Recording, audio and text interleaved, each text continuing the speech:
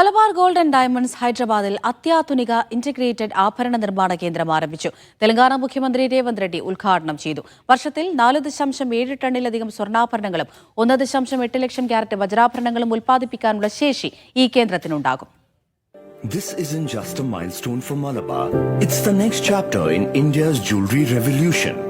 A fully integrated facility where every stage from design to delivery comes together under one roof.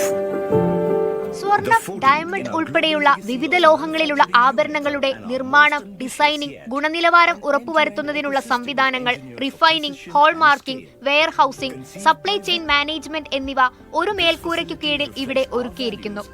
Rangareddy ജില്ലയിലെ Maheshwaram general പാർക്കിലാണ് integrated ആഭരണ നിർമ്മാണ കേന്ദ്രം സ്ഥിതി ചെയ്യുന്നത്. മലബാറിന്റെ ഫാക്ടറി ഹൈദരാബാദിൽ സ്ഥാപിച്ചത് സന്തോഷകരമെന്ന് ഉദ്ഘാടന ശേഷം മുഖ്യമന്ത്രി രേവന്ത് റെഡ്ഡി പറഞ്ഞു.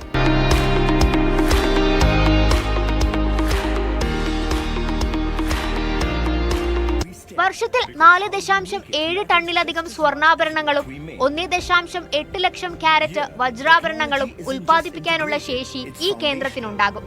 റിഫൈനറിക്ക് 78 ടൺ വാർഷിക സ്വർണ്ണ ശുദ്ധീകരണ ശേഷിയുണ്ട്.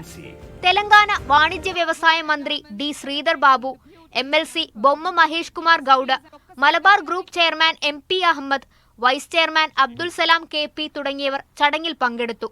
മികച്ച കരകൗശല വൈദഗ്ധ്യത്തിനും ഡിസൈൻ മികവിനുമുള്ള ഒരു ആഗോള കേന്ദ്രമായി ഇന്ത്യയെ അടയാളപ്പെടുത്താൻ ഇതിലൂടെ സഹായിക്കുന്നുവെന്ന് MP അഹമ്മദ് പറഞ്ഞു. മീഡിയ 1 ഹൈദരാബാദ്.